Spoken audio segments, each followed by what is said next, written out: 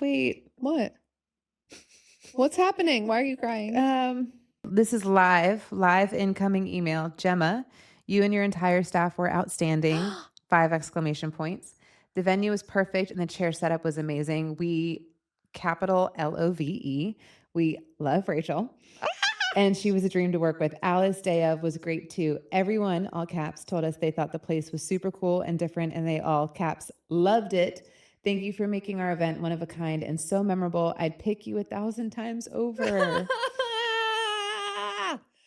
Can I just send her a picture of me crying? Is that make sure the angle is like from here. All the chins. That's a great. Wow. Okay. Who's that? This was a client who parents came to tour during the open house. And usually we were just talking about last episode, we were talking about the open house and like people always come back to retour. We also see that a lot whenever it's like parents, because the couple will always want to come see it. But the parents came to tour it. They loved it. Mom came back again. They booked it.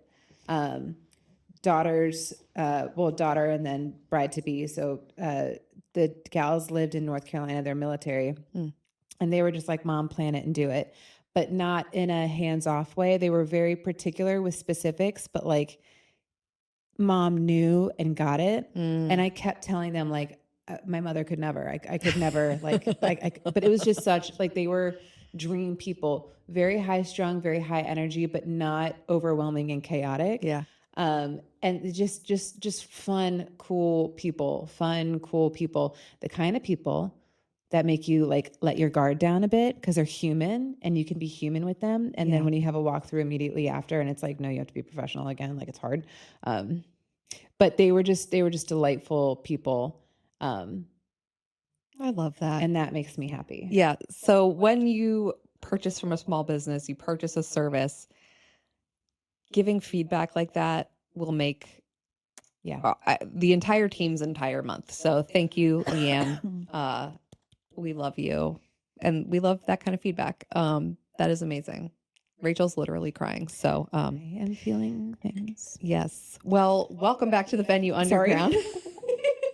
I'm Kate. I'm here with Gemma and Rachel. We're wedding industry professionals recording from a nuclear fallout shelter that we turned into a podcast studio in the basement of one of our venues. We're going behind the scenes, telling you all the things you wish you knew. My hair's on my microphone about weddings and the wedding industry. And also this episode, we're going to be talking about some drama, the wedding that almost turned into a crime scene. So excellent. Is there a wedding in particular that you're thinking of? A few. Okay, because There's I a few. have one. Okay. I want to hear what you well, so what's your one that you're thinking? We had a fight one time. Police were called. We had bride's family did not like groom's family, and we had a best man and bride's brother physically. There was an unconscious knockout. Police were called, and like, your wedding's done now. Yeah, great job, boys. Wow. That's the one I was thinking of. Okay. I was thinking we have a couple. We have a couple that I was thinking of. The one here. The one here. Yeah. The one here. Mm-hmm. Do you remember the one here? Okay. The bomb. No. The bomb threat? The bomb threat. No. That was a really fun evening of phone calls. I think Arnanda was working. So we have the brawl. So these are the weddings that almost turned into crime scenes for us. There was the brawl. Brotherhood brawl, we'll call it. Brotherhood brawl. There was the bomb threat. Mm-hmm. And there was also the fake kidnapping. Yes. So we've had a few weddings that guests had a little too much fun and it turned real ugly real fast. So Rachel, tell us about the brotherhood or the bomb threat. The bomb threat was I don't even remember the exact order of operations, but basically police were called to the venue. I get a text from our venue manager who's working. Police were called here responding to, it was active shooter. Police were responding to an active shooting threat that was also a bomb threat. And it was called in. It was right? It was called in.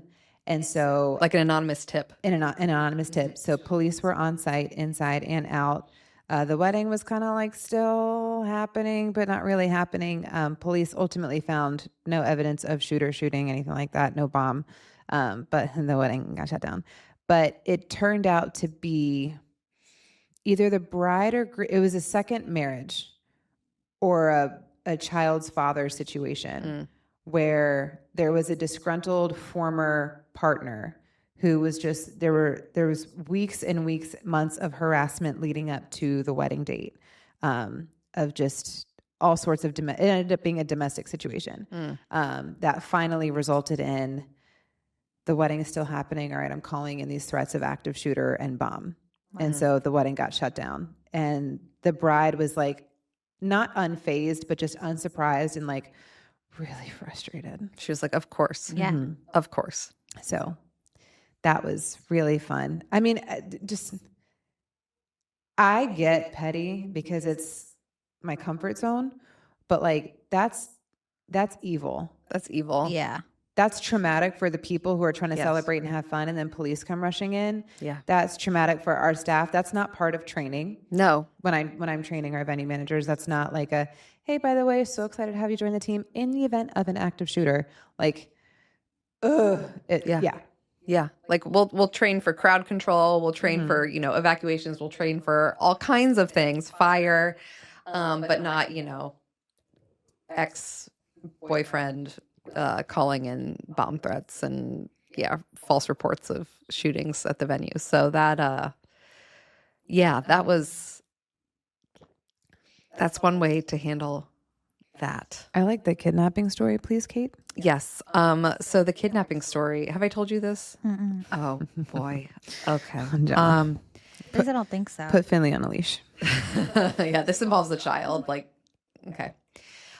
So this was very early on. This was maybe 2 years into having the venue, and it was actually our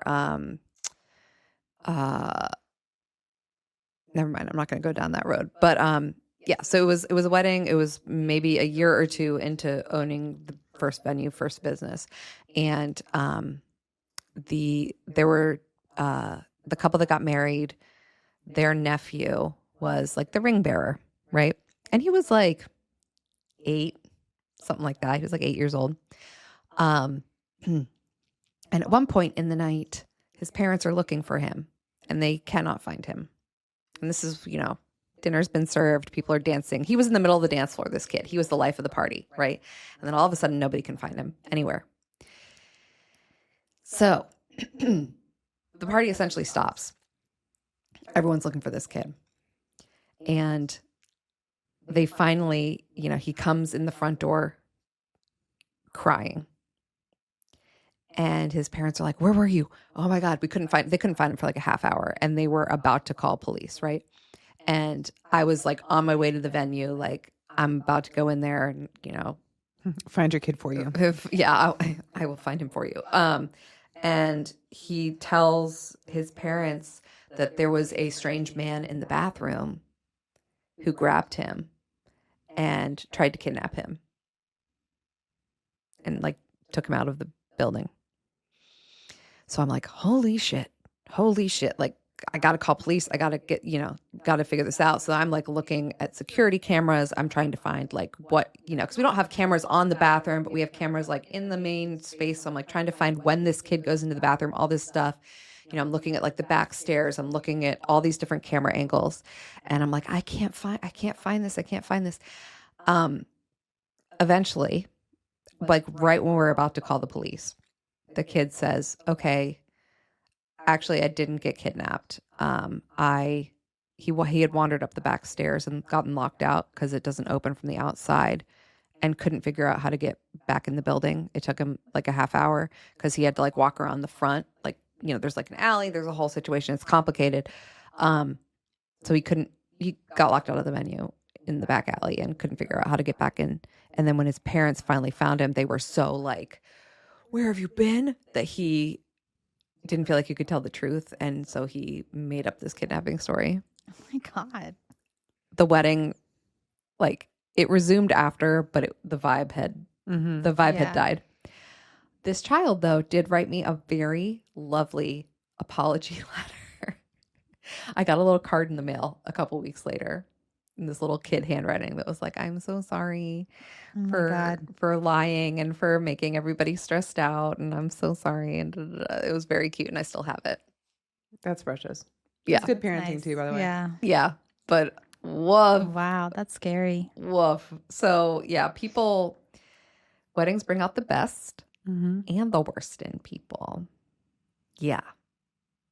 But I'm honestly, with the volume of weddings we've done, because we've done over 1,000 at this point, like the fact that we have 3 stories, Mm-hmm. I think that's pretty good. Mm-hmm. I think most of the people, have had great drama-free Yeah. experiences. Or the drama's been like manageable, or you saw this coming because Yeah. your mom can't sit next to your dad or whatever. Yeah. Yeah. Like there haven't been any like step parent brawls or anything. And also I think we're really good at like alcohol management in general. Like it's a thing that we're very, sticklers for, is like making sure people aren't getting overserved, or at least attempting to make sure people don't get overserved. It does happen, but it usually just leads to vomit. It doesn't lead to Or pee in the storage room, Yeah. lest we forget. I'm never gonna forget. That was that will never we'll never forget. Never forget PB Gate 2025. The woman who couldn't find the bathroom and Mm-hmm. Poor Tyler. went pee in the middle of the floor. And still wanted a refund. And then, sorry, throw that in Yeah. there real quick. That was a real gross laugh, but it's very, very true. Okay, cool. Well, that was super fun. There are also tiny moments make the job worth it. Mm-hmm. So it's kind of the opposite. Like, who are the couples who have kind of touched us the most and like made us believe in love and given us hope for humankind? Because there are definitely some. I remember we did a wedding last year, and we're actually doing another one this year for Wish Upon a Wedding, which is a charity that does essentially free weddings for where all the vendors donate their services for people with terminal illness. And so we did a wedding last year for this couple, and it was the most I can pull Rachel. It was beautiful. I just want to move the camera a little closer to your face because you are crying right now. It's just like the Think about it. you can tell, because like I like to kind of think about, is this couple a good fit? Because we see a lot of couples, and I think most of them are. And then there are some where you're like, "Ooh, y'all should not be getting married." And then there's some that are so cute where you're like, "Oh my God, please book this venue because I cannot wait to work with you." And this couple from this Wish Upon a Wedding was just so in love. They were so in love. I love whenever, like, we've had a couple times where the groom has written a song, or one of the brides has written a song for the other partner to walk down the aisle to, and it's just like, it's so beautiful. I love love when I see love like that. There are just some people they're going to grow old together. You just know. And they just make it all worth it. So, Yeah. I think when the walkthroughs and like tours and walkthroughs, I feel like when you can feel the excitement and like they're super into what you're saying and things are just vibing really well, I think that's when I have that moment of like, oh, this feels really good. This is why I want to do this. This is why I'm doing this. Because I feel like sometimes when we get in the depths of planning everything's so emotional and it is very like, sometimes we're the venue and we're the bad guy and we're the one with the rules and the things that we do or don't allow, that when we're vibing and our walkthroughs are going really well, or we've met multiple times leading up to the event and every interaction is really positive, I think that's when things are the most energetic and passionate for me. Because it's like, oh yeah, this is why we're doing this. Like, we're doing this together. You want to hear my opinion and like I don't know. I think that's when I get the most joy and excitement out of it. I don't really pay too much attention to the couples and like You're not schmoopy. You're not a schmoop. I just think like especially on tours, like who am I to judge my 30-minute interaction with you? True. Okay, you're right. You're right. You're right. And like sometimes you can get the vibes of like, oh my gosh, wow, you guys are really into each other because we're touching, we're laughing, we're giggling. But sometimes it's subtle. Yeah, sometimes it's subtle. Yeah. My interactions with clients aren't based on that. You're not sitting making out on the couch in front of us. Like, we get it. So most of our couples are just kind of like, hey, we're here. Like, it's a professional interaction. We're planning. We're answering questions. We're learning answers, that kind of thing. It's so, because the majority are so kind of just like straightforward couples, the ones that stick out are the like, oh my God, like they're super cute. Or I did the tour once, and then the subsequent walkthroughs for the couple that I had to literally stop their walkthrough and ask them to leave and then come back separately, because I thought the level of aggression that he, in this case, the groom was showing towards the bride was just like the condescending, the name calling, your ideas are stupid. I don't even know why we're planning any of this. Like, you're just not going to do that in front of me. So like, how about we stop this? We'll reschedule. Bride, come back another time and let's you and I walk through. If he has any questions, he can email.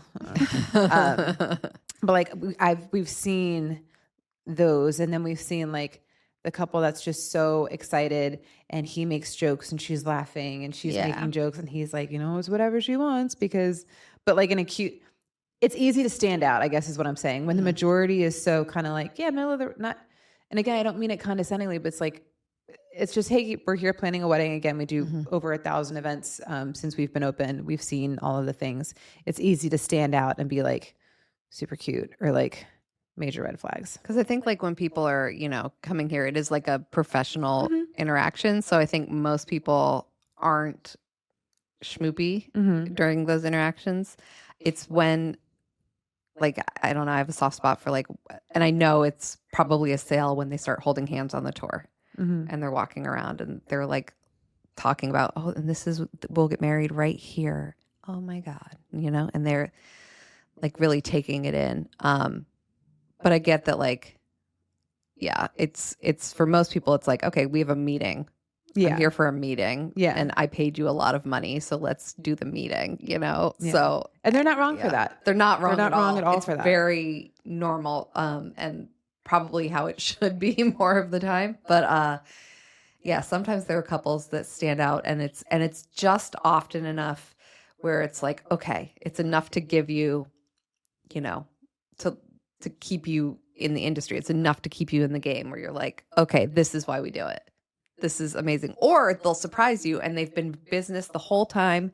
And then at their actual event, they are like, then they're in that mode and they're just the cutest, most adorable couple. I think also, I don't know for you guys, but for me, it's the couples who almost care less or are less kind of holding on to the wedding details. They're not trying to control everything as much, who feel, at least to me, the most focused on their marriage as opposed to their wedding. And I can always tell when in planning, one person, usually the bride, is like, my tablecloths, my centerpieces, my decor, my, and not our or the, like, a little subtle. The decor will be like this, the linens. We were thinking, and like, I get it. It's a slip. It doesn't mean she's a narcissist, or it doesn't mean he doesn't care. It's just like, it's a team thing. I don't think we've ever had a wedding of just one person. There's always minimum two. So like, collaborative. Yeah. I like that. I like that energy. Yeah. I think that's the energy that I like. Like, yes, they're coming here for a meeting, and that doesn't mean that I'm all like business and cold, but it's the moments where it's collaborative and like, you want my opinion on things and you want to talk about things and you involve me in the process and not just like I'm a property manager showing you the space. It's like, oh, cool, this is why we're doing it. And I think us creating that relationship from the time that you tour to all the walkthroughs and things, I think that's what's most energetic. Like on Sunday, I had a walkthrough.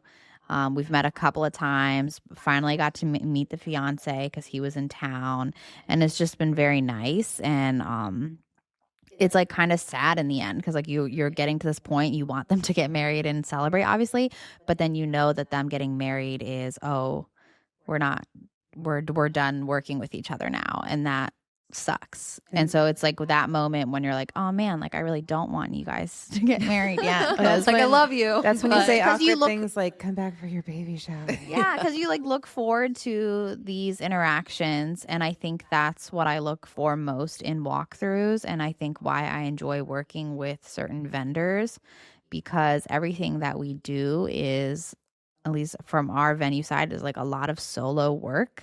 We don't have really coworkers that we jive with every day. And so then when we get to meet with clients and vendors and people that the collaboration is there, the energy is high, and things are really good, I think that's a moment where it's like, oh yeah, this is why I decided to do this. And this is why the ones that are like stressing you out and not sending you details, it's like, oh, that's okay. I can let that go because I've had some really great interactions and clients lately. Do you guys ever find yourselves being therapists? I was just about to say there's a portion of it on some walkthroughs where, and it's hard for me because I over-insert myself a lot. I even do it on this podcast because I feel like I always have something to say, but there is a part of the walkthrough more so than tour, from my experience, but there is an element of like, okay, let me just intercede here. And I think what she's trying to say is this, and maybe we should listen to that. I notice I'm doing that most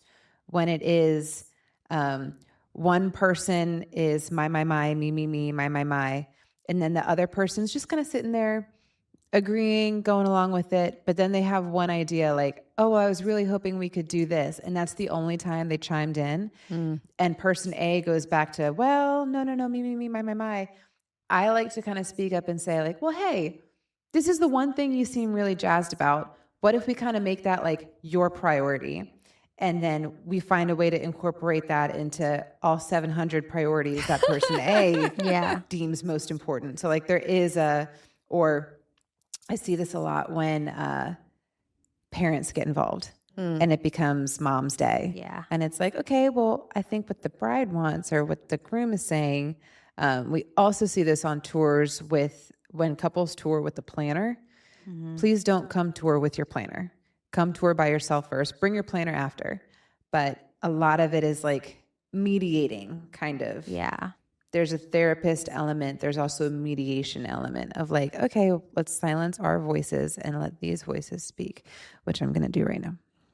Yeah, no, I agree. A lot of mediation during walkthroughs. I mean, not a lot that it happens frequently, but it is something that we do kind of dive into, especially with here at Citizens, if it's a caterer that's never been here before, or a lot of times we'll have a caterer that, you know, they've done one event here and then they're really stuck on like, well, the last event we did this. Well, the last event we did this. Well, that's not how we work.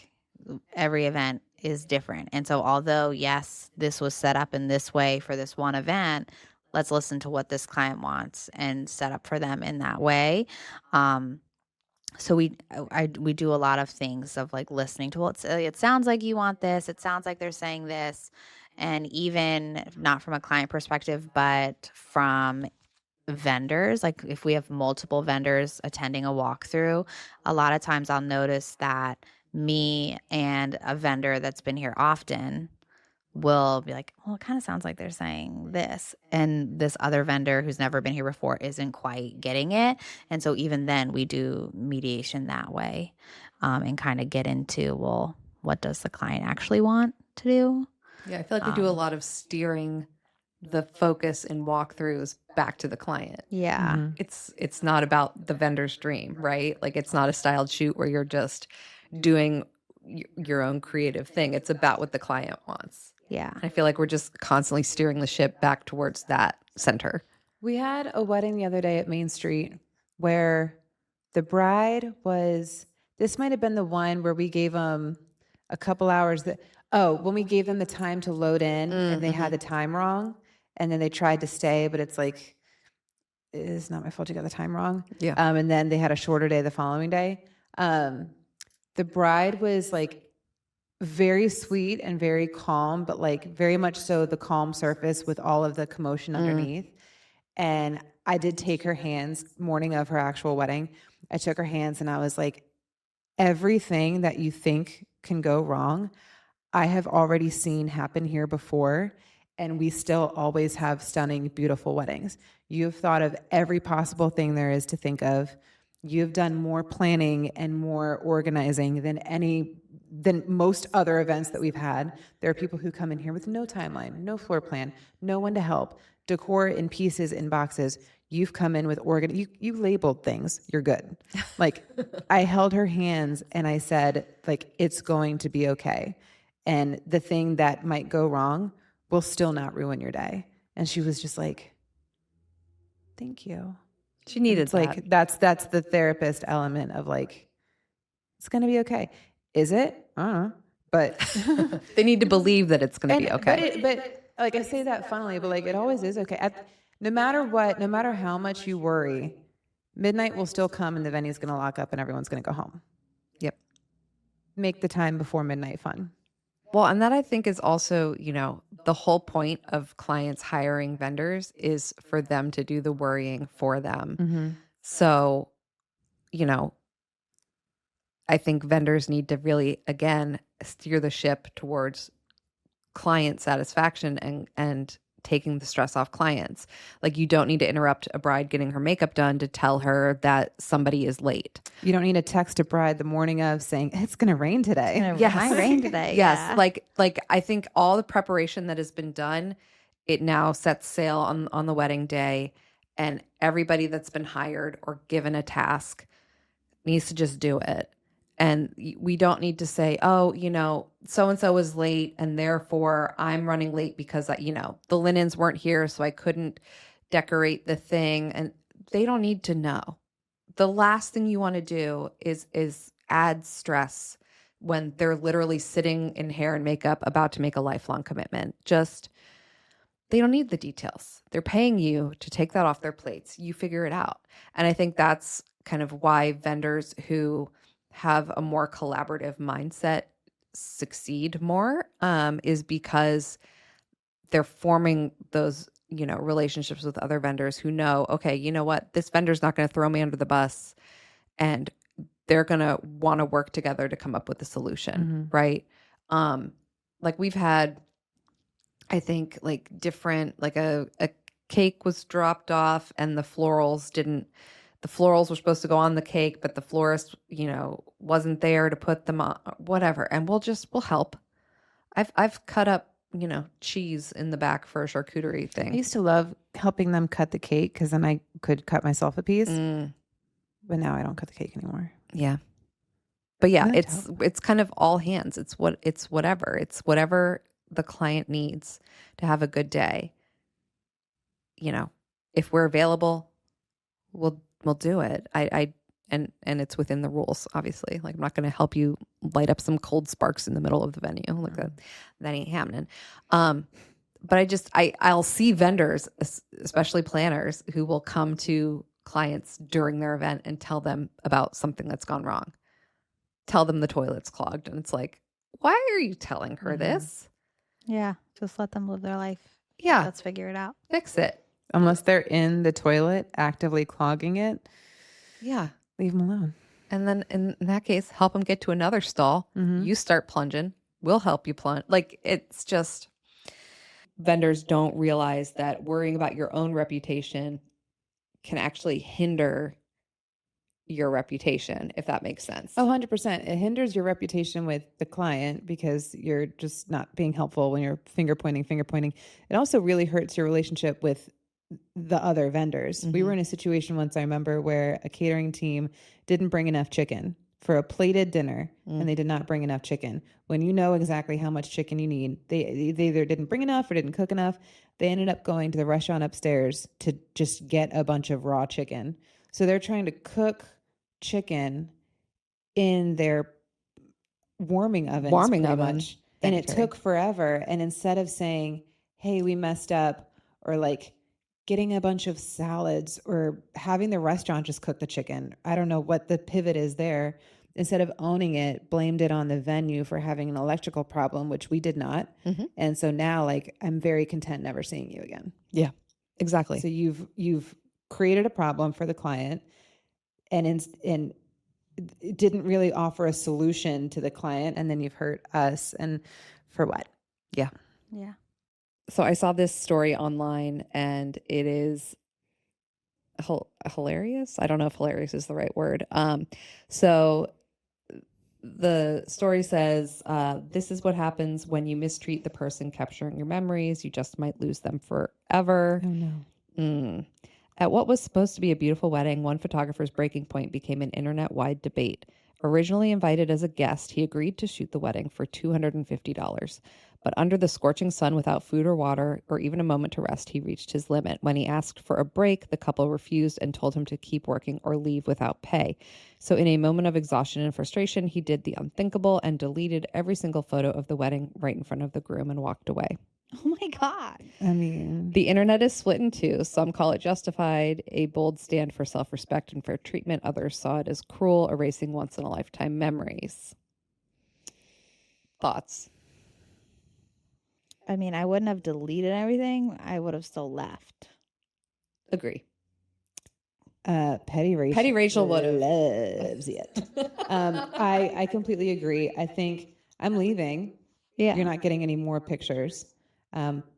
Also, when it comes to like needing to get off your feet, eating something, having a drink of water, that's like your health. Yeah. That is your health. Just do it. Just do it. Yeah. I always tell Amelia at soccer games and soccer practice, like if you need water and the coach is like, no, 5 more minutes, you may go get water. Yeah. Push yourself, but also get water.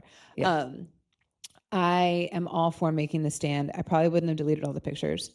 I would have left and said there will be no more pictures. At this point, you're not paying me anyways. But then if you really want those pictures, I'll take a formal apology and higher pay. Okay, you want these pictures? Here's my actual rates.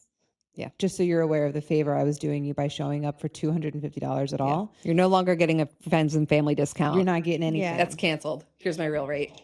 I took 250 pictures while I was there. Here's my rate for the time. I was there for 3 hours. That would have run you $2,800. So, yeah. Yeah, I agree. I can't imagine. I wouldn't have deleted the photos, but No, but I would have held them hostage. yeah, 100%. exactly. Yeah, I would have left. 100%. People are wild. People are nuts. Was there ever a time that you guys can think of off the top of your head where we were the problem? Where we dropped the ball? Yeah, can I turn my mic off for this? No. I can edit it out though. Okay, am I the most punctual person in the world? No. Have I been late before? Are some of the reviews correct? Yes.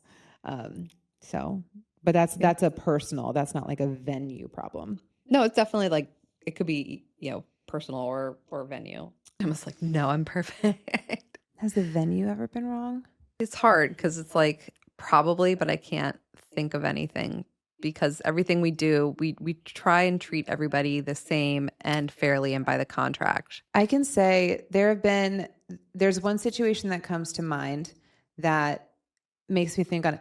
I feel like whenever something happens, whenever there's a complaint, that's valid. We're expecting to, when all of the toilets stopped working here at Citizens, even though it had nothing to do with the venue, it was a citywide issue that affected restaurants around us. It wasn't just us. I feel like our first response is always by the book. Yeah. I do appreciate that we are proactive. Like we know they're going to reach out about something. So like, let's have a backup plan in place, offer a photo shoot or offer, whatever it is. We start with by the book, knowing what we have to do, knowing what we don't have to do. But we also leave room for their response so that when the response comes of, hey, no, that's not good enough, then we're able to meet on the human level and be like, all right, fine, let's do this. Yeah. I'm thinking about the bride who we ended up dry cleaning her dress. Yeah. We don't have to do any of these things. We will say. Why did we dry clean her dress? I think it was the floor or something. Yeah. By the time she was dressed, her dress was already dirty on the bottom, or something like that. I think there was a clean done, but the cleaning crew just did a bad job. Did a bad job, as is tradition. And so then her dress got dirty.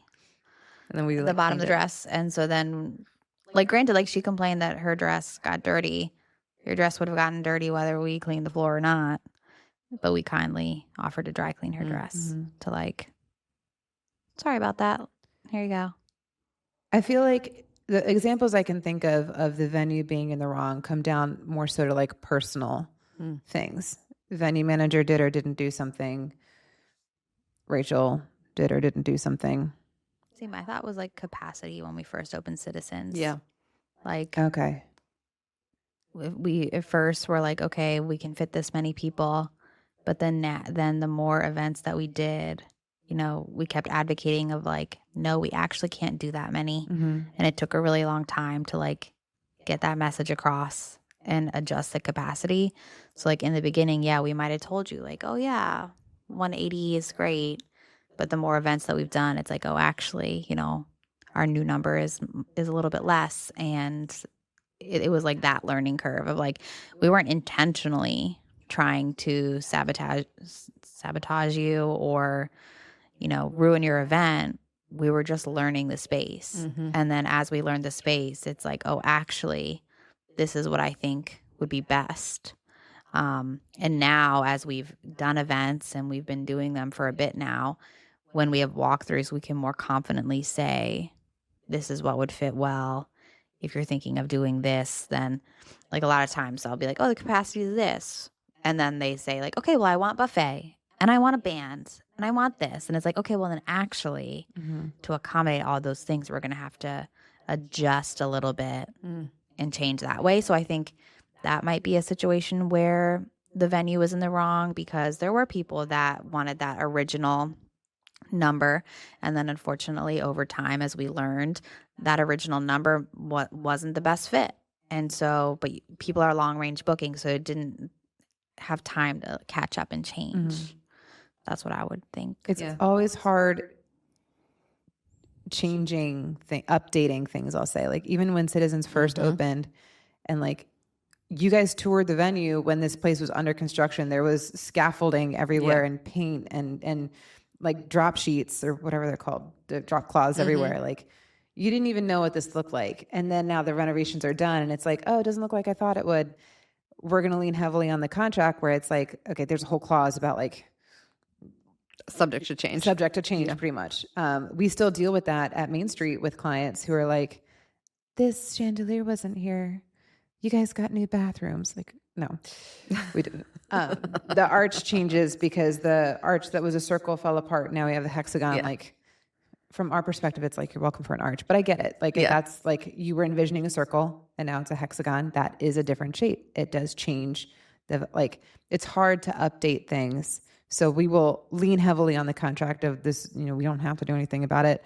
But then if your response comes, like we read it, we're humans. We will maybe adjust, but the one that I was thinking of was when we had, it was a former venue manager at Haven, and I don't remember exactly what she said or what she was doing, but she was not having a good day.